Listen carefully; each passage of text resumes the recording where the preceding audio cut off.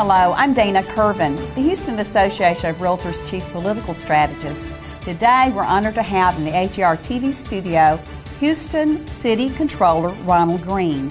Ronald is here with us today so that he can give us an update about that City of Houston budget and those budget deficits. How are they going to be covered?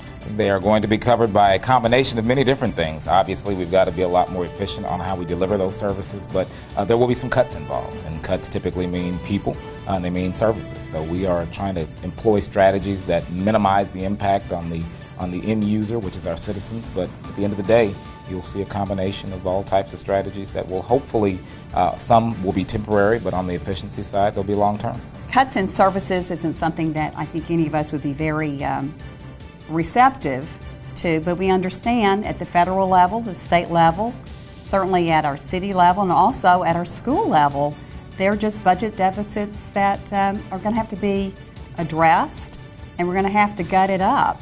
But tell us, how does it affect private property rights and real estate? I understand that there's some city property that may be sold. How can realtors be involved in that? Well, absolutely. With the City of Houston, you've mentioned several different entities on the governmental sector that all work together to really work for the bottom line user. And whether you're at the state level, whether you're at the federal level, or the school districts, all of us want to strengthen neighborhoods. We want to make sure that we have a healthy, vibrant economy, and we want to make sure that people purchase homes and really contribute to strengthening neighborhoods.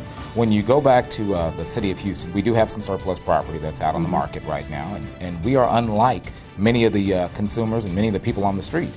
We would love to think that because we are the City of Houston, we will get more than the average person will get, but we are going into this private market trying to sell public property to developers and whomever else would step up to the plate and buy it. But of course, it's not the best time when you have some of these huge pieces of property, and they may very well be prime pieces of property, but obviously with the financial markets the way they are and financing the way it is, I think some developers are holding back on their strategies as well.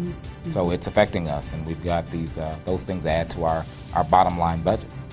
What I really appreciate about Ronald Green is he's an attorney, he's also a real estate broker. So it's helpful to have those kinds of insights. You also received your MBA recently from University of Houston. Yes. So I feel as though he brings a lot of depth and insight, knowledge and intelligence to covering those issues at City Hall. Thank you so much for being with us today. As usual, thank you for having me.